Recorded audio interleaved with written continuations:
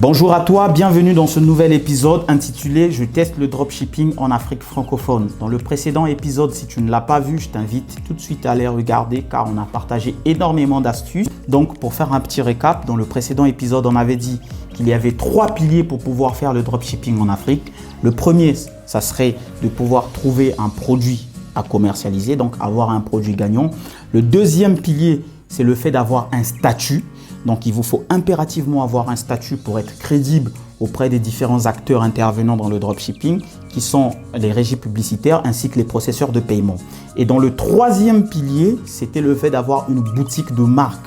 Donc, votre boutique ne doit pas refléter du dropshipping, c'est-à-dire vous allez prendre des produits comme ça dégueulasses, venir mettre sur Shopify et espérer faire des ventes, mais vous devez vraiment avoir une boutique qui est bien faite et qui donne l'impression que c'est une marque. Donc, ce sont les 3 points qu'on a abordés dans la précédente vidéo. Et si tu veux en savoir dans les détails, je t'invite à aller regarder la précédente vidéo. Pour le sujet d'aujourd'hui, on va pouvoir parler du produit à commercialiser. Comment trouver son produit gagnant? Alors, de prime abord, pour pouvoir trouver un produit gagnant, c'est simple.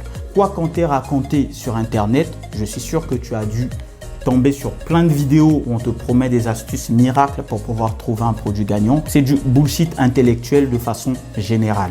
Un produit gagnant, ça se trouve à partir d'une niche. C'est-à-dire, dans un premier temps, il va falloir déterminer la niche dans laquelle tu vas pouvoir vendre tes produits. Ça peut être une niche de beauté, ça peut être dans le domaine de la minceur, ça pourrait être par exemple dans le domaine du sport, dans le domaine de la restauration.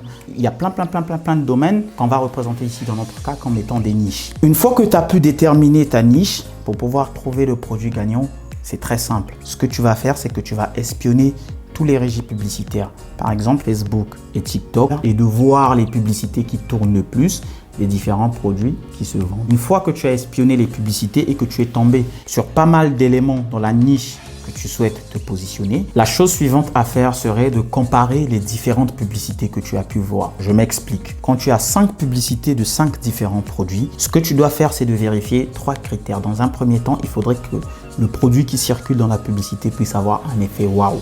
C'est-à-dire que même toi, en voyant la publicité, en voyant le produit tel que c'est présenté, que ça crée un effet waouh, un truc que tu n'as jamais vu. C'est le premier critère. Le deuxième critère, il faudrait qu'accompagné à cet effet waouh, le produit puisse résoudre un problème. Il faudrait que ce soit un produit qui réponde à un besoin. Donc le besoin, ça peut être en fonction de la période où tu es en train de créer ta boutique. Par exemple, au moment où je tourne cette vidéo, nous sommes au mois de décembre. Donc c'est une période des fêtes. Si le produit sur lequel je suis tombé a un effet waouh, je valide le premier critère.